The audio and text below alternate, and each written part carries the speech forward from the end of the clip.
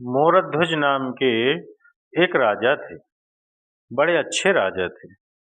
उनका नियम था कि दान करके ही भोजन ग्रहण करते थे। पर याद रखना मेरी माँओं माताओं, हम हिंदुओं का धर्म यह है कि हम जब रोटी बनाएं तो पहली रोटी नियम से गौ माता के लिए निकालें। हम हिंदुओं का कर्तव्य है कि हम आखिरी रोटी कुत्ते को निकालें। हमारा कर्तव्य है कि हम अपने घर से एक थाली भोजन दीन दुखी और गरीबों को खिलाएं। पहले जब हम भोजन करते थे हमारे भारत में, तो हमारे बाप दादा बाहर निकल के देखा करते थे कि हमारे द्वार पर कोई बैठा तो नहीं। अच्छा, पहले के घर ऐसे बनते थे कि घर के बाहर बैठने की पट्टी होती थी। पुराने घर ऐसे बनते थे कि कोई भी आकर के बाहर बैठ जाता था, और हम लोग भी बाहर कभी कभी घर वाले बैठ जाते थे। बातें होती थी, चर्चाएं, सत्संग होते। तो पहले हर घर में ऐसा व्यवस्था थी कि बाहर बैठने की चबूतरा या पट्टी हुआ करती थी। पर्ची, चौपाल, ये सब चीजें बोलते थे। आंगन अलग है, पर्ची, चौपाल जिसको कहते हैं, वो अलग होती थी। जब आप भोजन करने बैठे तो बाहर निकलकर जरूर देखें कि आपके बाहर कोई है तो नहीं भूखा। ऐसा तो नहीं आप अंदर भोजन कर रहे हैं और बाहर कोई आपके घर पर ही भूखा बैठा है। आपके द्वार पर कोई भूखा बैठा है, उसके पेट भरने की जिम्मेदारी आपकी है। यह हमारे भारत का धर्म है, हमारा धर्म है, हमारे वेद यही सिखाते। इसलिए अपनी एक थाली आप कभी जाया करो गरीबों के बीच में। इसलिए यहाँ अन्न क्षेत्र बढ़ता है कि एक थाली किसी को बाहर आपके कोई मिले ना मिले, एक एक थाली करते करते आपके 365 दिन में 365 दिन थालियां होंगी। इसलिए यहाँ एक बार अन्य क्षेत्र में आप किसी भी अन्य क्षेत्र में आप अन्नदान करा सकते हैं। कहीं पर भी आप अन्नदान करके रोज रोज आप नहीं खिला पा रहे हैं तो कहीं अन्य क्षेत्र होता है, अन्नदान करें, आप प्रसाद बांटें, अन्न दें, ये कर सकते हैं। तो आपका नियम है, हमारा नियम हो कि हम रोज दें, ना फिर साल में एक बार दें। ऐसे अच्छे कार्यों से जुड़ जाए नियम से। मोरध्वज का भी यही नियम था। रोज ब्राह्मणों को बुलाते, उनके चरण धोते, उनकी सेवा करते, उनकी वंदना करते, उनको भोजन कराते, और उनके कहने पर जो वो कहते वो दान करते। दान अपने मन से नहीं करते, ब्राह्मण से पूछते थे आपको क्या चाहिए, जो वो कह दे वो दान कर देते थे। वो कहे कि हमें गाय चाहिए तो गाय दान कर देते थे। वो हम कहे कि हमें सोना चांदी चाहिए, वो कहे हमारे रहने को घर नहीं है तो जमीन दान, सोना चांदी दान कर देते थे। राजा ब्राह्मणों से पूछ कर दान करते थे, उनके मन का पूछ कर दान करते थे। ऐसे सत्यनिष्ठ राजा मोरध्वज। इनका डंका बजने लगा पूरी दुनिया में। इनके जैसा राजा, इनके जैसा दानी, इनके जैसा धर्मनिष्ठ न भूतो न भविष्यतो। एक दिन जब भगवान श्री कृष्ण थे, तब अर्जुन ने कहा, चूंकि धर्मराज युधिष्ठिर ने यज्ञ किया था, उस यज्ञ में सबको भोजन, लाखों लोगों को भोजन कराया था, और इतना दान दिया गया था कि ब्राह्मण लेकर जा न सके, कुछ छोड़कर चले गए। एक दिन अर्जुन ने बड़े अहंकार से कहा कि कन्हैया, आज तक मेरे भैया जैसा यज्ञ और दान आज तक किसी ने किया है। तो भगवान है। जब अर्जुन ने कहा कि मेरे भाई युधिष्ठिर जैसा यज्ञ, इनके जैसा है कोई धर्मात्मा दानी, तब भगवान मुस्कुराकर बोले, अर्जुन, तुम्हारे भाई का नाम तो दानियों में सबसे नीचे है। अब अर्जुन को बड़ा बुरा लगा, इतना दान करने के बाद भी नाम लिस्ट में नीचे है। तो अर्जुन ने कहा कि फिर ऊपर किसका नाम है? भगवान ने कहा, अर्जुन तुम मत सुनो, अपना काम करो। नहीं नहीं प्रभु बताओ ऊपर नाम किसका है? तब भगवान ने कहा सबसे ऊपर नाम है मेरे प्यारे भक्त मोरध्वज का। अर्जुन को बड़ा बुरा लग गया। अर्जुन को लगा कि मेरे भाई से बड़ा दानी, उनको डाउट था कि मेरे भैया से बड़ा दानी वो नहीं हो सकता। अर्जुन बोले प्रभु हमें देखना है कि वो कैसा दानी, क्या दे सकता है। अरे हमारे भाई ने क्या नहीं दिया, धर्मराज युधिष्ठिर जी ने क्या नहीं दिया, इतना दिया कि पंडित जी ले भी नहीं जा सके, ऐसा वो क्या दे सकता है। अर्जुन मानने को तैयार नहीं, मैं नहीं मानता कि वो दानी। भगवान बोले तो परीक्षा ले लो। भगवान ने कहा ले लो। अर्जुन ने कहा आपके सहयोग के बिना परीक्षा संभव नहीं। तो प्लान बनाया गया, यमराज जी को बुलाया गया, यमराज को शेर बना दिया गया, तुम शेर बन जाओ। बूढ़े शेर, दांत टूट गए शेर के, और अर्जुन ब्राह्मण बन गए और भगवान श्री कृष्ण भी ब्राह्मण बन गए। 2 पंडित जी और एक शेर, तीनों चले मोरध्वज के द्वार पर। भिक्षाम देहि, भिक्षाम देहि, हे राजन हमें भिक्षा प्रदान करिए। तुरंत राजा दौड़कर आए, ब्राह्मण आइए आइए आइए ब्राह्मण, स्वागत है आपका, मेरे भाग्य तो खुल गए, आप जैसे दिव्य आत्मा दिव्य ब्राह्मणों का पदार्पण घर में हुआ। आए मोरध्वज ने चरण धोकर के, ब्राह्मण घर में कभी भी आए तो अपना अहंकार त्याग करके उसके चरण धोकर उसको अंदर ले जाइए। जब उसके चरण धोकर के अंदर ले जाएंगे तो आपके सारे समस्त पाप नष्ट हो जाएंगे। चरण धोना परंपरा रही है हमारे यहाँ। एक बहुत बड़े कोई व्यक्ति थे, ज्ञानी, वो भी ब्राह्मण थे। उन्होंने अपनी बेटी की सुंदरता देखी तो एक सुंदरता देखकर एक लेख लिख दिया, मेरी बेटी इतनी सुंदर है, इतनी सुंदर है, इतनी सुंदर है। जैसे ही वो अपनी बेटी की सुंदरता का निरूपण अपने एक ग्रंथ में कर रहे थे तभी उनको कोढ़ का रोग हो गया। ब्राह्मणों को बुलाया, भाई हम तो देखो बेटी के ऊपर ये ग्रंथ तैयार कर रहे हैं, बेटी कितनी सुंदर है, लोग पढ़ेंगे, हमेरे कोढ़ क्यों हो गया। तब ब्राह्मणों ने कहा कि बाप थोड़ी बेटी की सुंदरता का वर्णन कर सकता है, अरे सुंदरता का वर्णन तो पति कर सकता है पत्नी की, मेरी पत्नी ऐसी सुंदर। आप क्या तैयार कर रहे हैं ग्रंथ, आपको उसी पाप से रोग हो गया, अब ठीक कैसे होगा। बोले सारे ब्राह्मणों को बिठाओ, इनके चरण धो और इनके चरण के धोए हुए जल से स्नान कर लो, अपने आप आपका रोग ठीक हो जाएगा। जब ब्राह्मणों के चरणों के धोने से स्नान किया तब उनका रोग ठीक हो गया। अब भगवान श्री कृष्ण आए हैं और उनको मोरध्वज ने बिठाया है, चरण धोए हैं और चरण धो कर के पूजन। ब्राह्मणों ने कहा राजन हम भोजन बाद में करेंगे, पहले हमारा शेर बाहर खड़ा है, उसे आपको कुछ भोजन की व्यवस्था कर दी। हाँ हाँ, मोरध्वज बोले बताइए शेर क्या खाएगा, उसके लिए हमारे पास बढ़िया जो कहे वो हलवा बनवाए, जो कहे वो रोटियां बनवाए, मालपुआ बनवाए, क्या खाता है आपका शेर। ब्राह्मण कहते हैं राजन हमारा शेर तो देखो सभी शेरों की तरह वह मांसाहार करता है, मांस खाता है। अच्छा, मोरध्वज बोले कोई बात नहीं, हम मांस की भी व्यवस्था कर रहे हैं। अच्छा कहाँ से मांस लाओगे, बकरे को मारोगे, ना ना ना, गाय को मारोगे, ना ना ना, नहीं नहीं नहीं, राम राम राम। फिर कहाँ से लाओ, मुर्गी को मारोगे, नहीं नहीं नहीं। फिर किसी प्रजा को मार के, ना ना, प्रजा तो भगवान उसे क्यों मारेंगे। मोरध्वज ने भगवान से कहा कि फिर तुमने कहाँ से भगवान मांस लाओगे।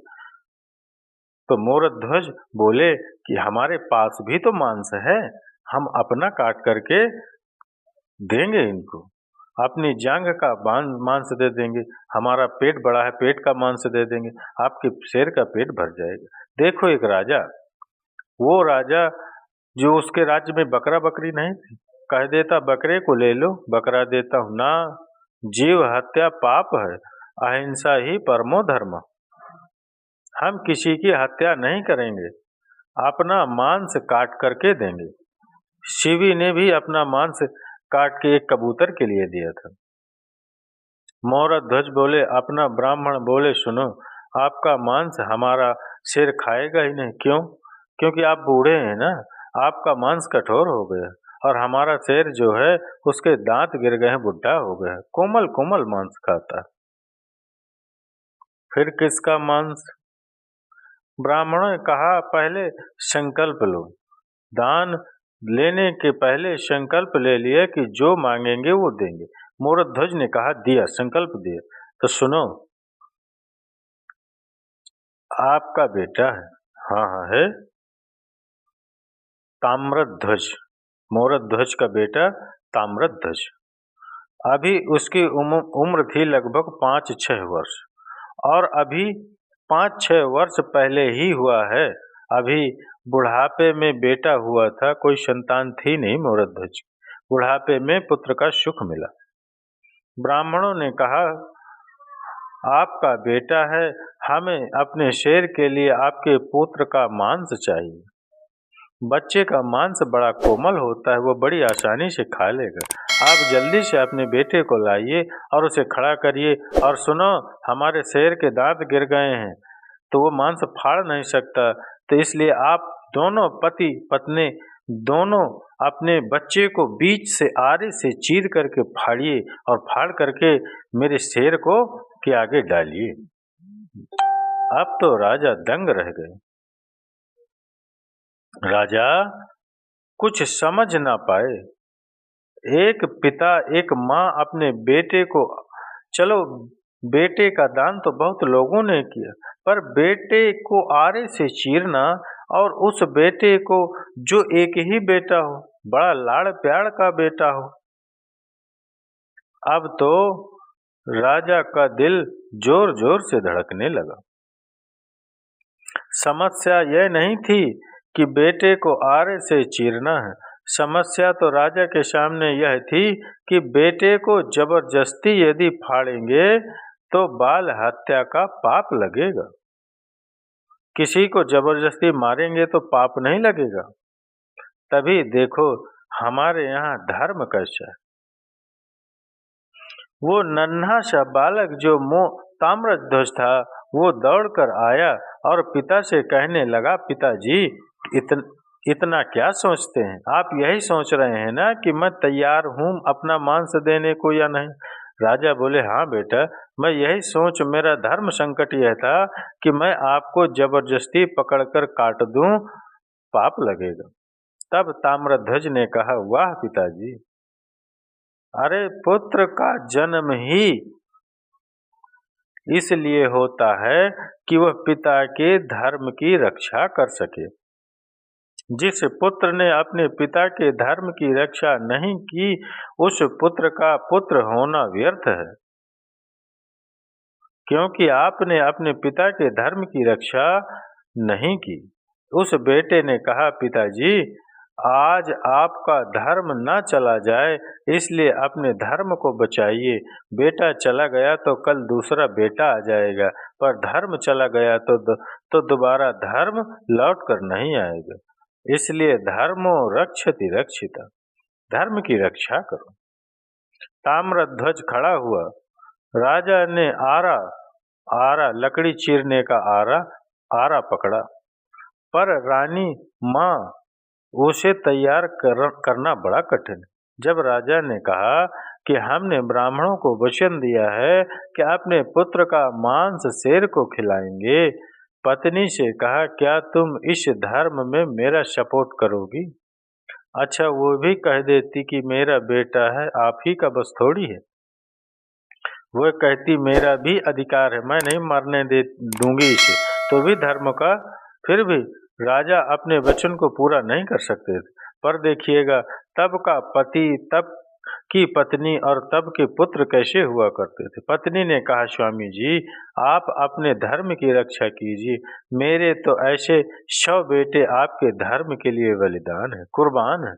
आपके धर्म के लिए यदि मेरे पुत्र का, मेरे ममत्व का बलिदान देना पड़े, तो मैं अपने ममत्व का बलिदान दे दूंगी। खड़ा कर दिया बेटे को, बेटे की मर्जी से, और आरा रखा गया। आरा चीर करके अब आरा सिर पर रखा और जैसे आरा चलाने लगे, उस नन्हे से बच्चे ने कहा, पिताजी एक पल के लिए रुक जाइए। माँ रुक जाइए। अंदर से गया और रुई लेकर के रुई कान में लगा दी माँ के पिता के। माँ ने कहा, बेटा ये कान में तुमने रुई क्यों लगा दी?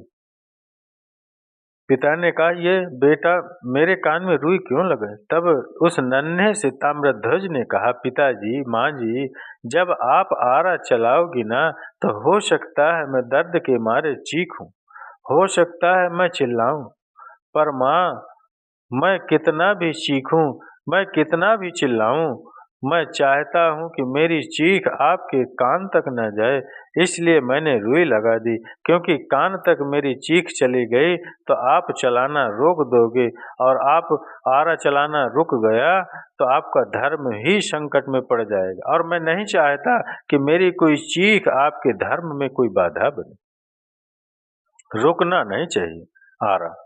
बस खड़े हो गए ताम्रध्वज। आप कानों में रुई लगाई और वो माता पिता अपने धर्म की रक्षा के लिए अपने पुत्र को ही बीच से चीर दिया। देखते देखते खून की पिचकारियां निकलने लगी।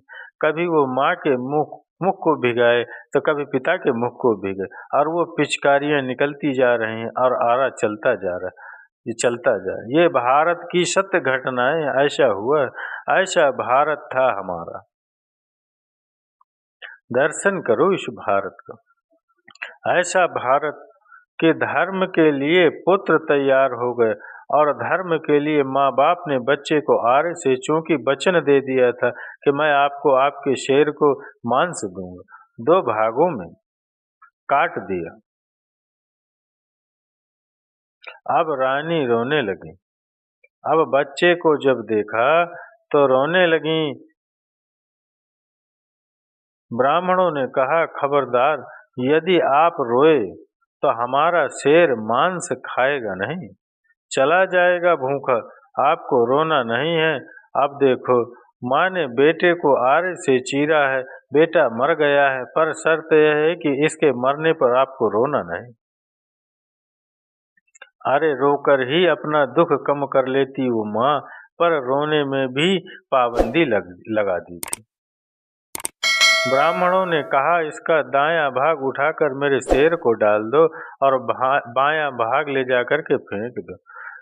जब उस माँ के आंखों से एक आंख से आंसू निकल गए। ब्राह्मणों ने कहा, माँ रोई क्यों? तब कहा उसने, मेरे पुत्र का एक अंग तो आपके काम आ सका, पर दूसरा अंग आपके काम न आ सका, इसलिए आंखों से आंसू निकल आए। शेर ने उस मांस को खा लिया, और अब ब्राह्मण बड़े प्रसन्न हुए। ब्राह्मणों ने कहा, राजन, अब हमें भी भूख लग रही, अब हमें भोजन परोसो। राजा रानी ने थाल लगाई और ब्राह्मणों को परोसा, पर ब्राह्मण जैसे ही रोटी तोड़कर अपने मुंह तक ले गए, वापस रख दिए। ब्राह्मणों ने कहा, राजन, हम आपके घर भोजन नहीं करेंगे। क्यों नहीं करेंगे? क्योंकि आप हत्यारे हैं। कौन सी हत्या? आपने अभी अभी अपने बच्चे को मारा है, और हत्यारों के घर हम भोजन नहीं करते। ये कहकर ब्राह्मण जाने लगे। तब मोरध्वज चरण में गिर पड़ा, महाराज, मेरे घर से अतिथि भूखा चला जाएगा तो मेरे जीवन भर की भक्ति, मेरे जीवन भर का पुण्य आज बेकार हो जाएगा। ब्राह्मण देवता, मेरे घर से आप भूखे न जाइए, आप भूखे न जाइए।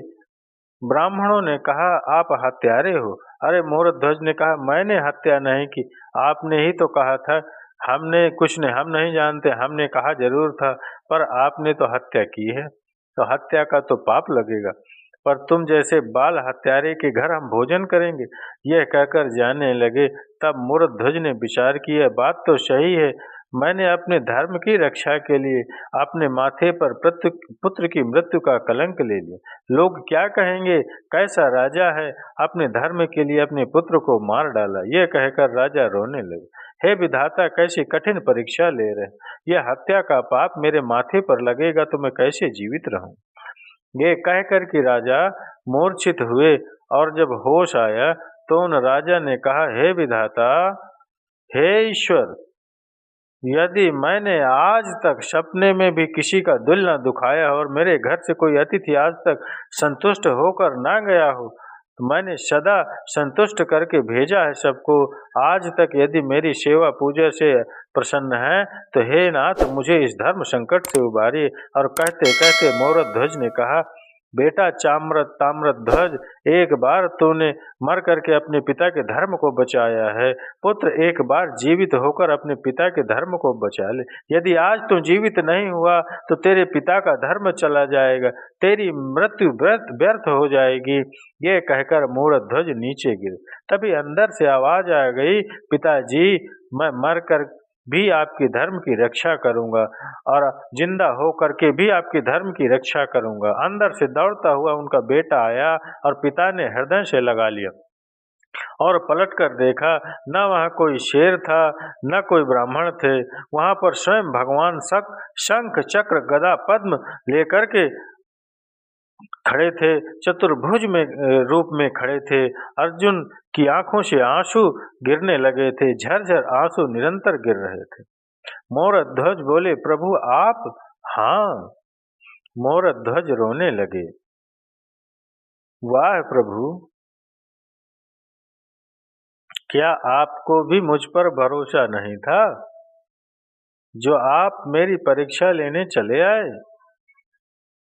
अरे कम से कम आपको तो भरोसा होना चाहिए था।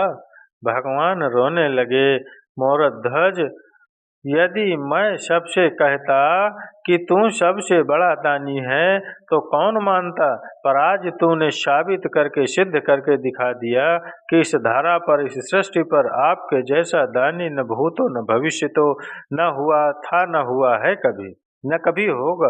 अब तो हृदय से लगा लिया भगवान। और अर्जुन तो बड़े शर्मिंदा हो गए, जो अपने भाई युधिष्ठिर को दानी कह रहे थे। आज उन्हें पता लगा कि यह दानी नहीं, मोरध्वज दानी। हाँ, मोरध्वज जैसा कोई दानी नहीं है, सबसे बड़े दानी मोरध्वज। इसलिए धर्मो रक्षति रक्षिता।